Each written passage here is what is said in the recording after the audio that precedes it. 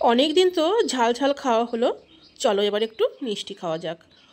তো আজকে তৈরি করব ম্যাঙ্গো মালাই মিষ্টি। সম্পূর্ণ ভিডিওটা দেখার অনুরোধ রইল। এদিকে আমি সুজি অনেকক্ষণ আগে থেকেই ভিজিয়ে রেখেছি আর আমের কাই করে নিয়েছিলাম। এবারে সুজিটার মধ্যে দিয়ে ভালো করে মাখিয়ে নিচ্ছি। মাখিয়ে এবার আমি এটাকে একটি ডো তৈরি করব। তার জন্য কড়ার মধ্যে আমি একটু ঘি দিয়ে নিলাম। এবার এই ব্যাটারটা আমি ভালো করে একটা ডো তৈরি করার জন্য বেশ অনেকক্ষণ ধরে একটু নেড়ে চেড়ে নেব, যতক্ষণ না একটা শক্ত আকারে ডোর তৈরি হচ্ছে। ডোটি হয়ে গেলেই আমি তুলে নেব। তো সকল বন্ধুদের বলছি, যদি আমার চ্যানেলে কেউ নতুন হয়ে থাকো তাহলে প্লিজ চ্যানেলটি সাবস্ক্রাইব করে আমার বন্ধু হয়ে যেও। আর যারা পুরনো আছো তাদেরকে অনেক অনেক ধন্যবাদ আমার সাথে থাকার জন্য। এদিকে অন্য একটা সসপ্যানের মধ্যে আমি দুধ গরম করতে দিয়েছি। আর দেখলে তো ডোটা আমার সম্পূর্ণ বেশ শক্ত শক্ত হয়ে গেছে। সেটাকে আমি একটা থালার মধ্যে অল্প সাদা তেল দিয়ে আমি তুলে নিয়েছি। এবার এই গরম অবস্থাতেই একটুখানি দিয়ে দেবো খাবার সোডা দিয়ে, আর একটুখানি ময়দা দেব। দিয়ে আমি ভালো করে এটা ডোটা বেশ ভালো করে মেখে নেব। ডোটা খুব সুন্দর করে মাখা হয়ে গেলে এবার একটু লম্বা আকারে করে নেব, যাতে আমার একটা বল বার করতে সুবিধা হয়। তো আর এইদিকে দুধটা কিন্তু বেশ ঘন হয়ে গেছে। আর একটা কড়াতে আমি তেল গরম করতে বসিয়ে দিয়েছি। ততক্ষণে তেলটা আস্তে করে দিয়েছি গ্যাসটা। তো আস্তে আস্তে গরম হতে হতে আমি এইদিকে বলগুলো তৈরি করে নেব।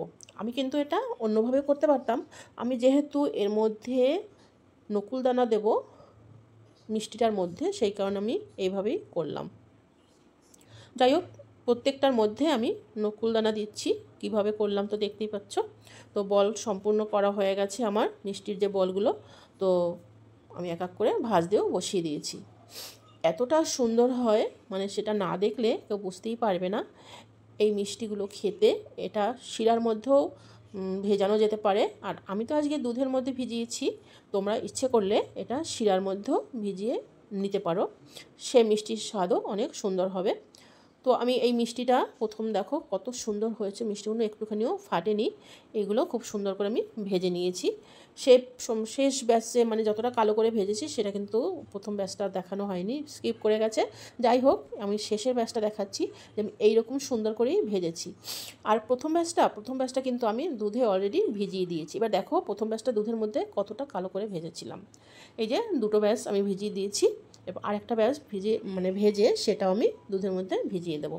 যাই হোক, এমনি করে ভেজে সবটাই কিন্তু আমাকে 3-4 ঘন্টা ঢেকে রাখতে হবে।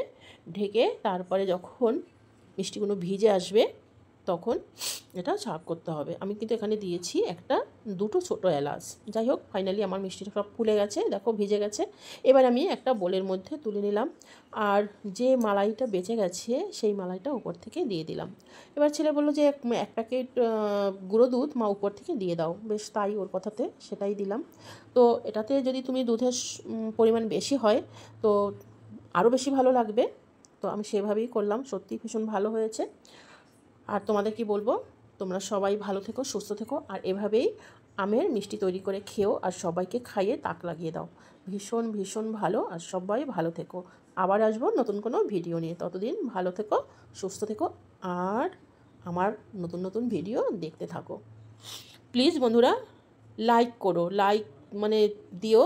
আর কমেন্ট করো কেমন হয়েছে। এটা তোমাদের কাছে আমার একটা অনুরোধ। এরপরে আমি আবার একটুখানি গুঁড়ো দুধ দিয়ে দেবো, সেটা দেখতে আরও বেশি সুন্দর হবে। খেতে ফাটাফাটি ছিল, সে আর বোঝাতে হবে না, তোমরা নিশ্চয়ই বুঝতে পারছো। তো কিছু জিনিস আছে মুখে বলে বোঝানো যায় না, তবু তাই বলতে হয়।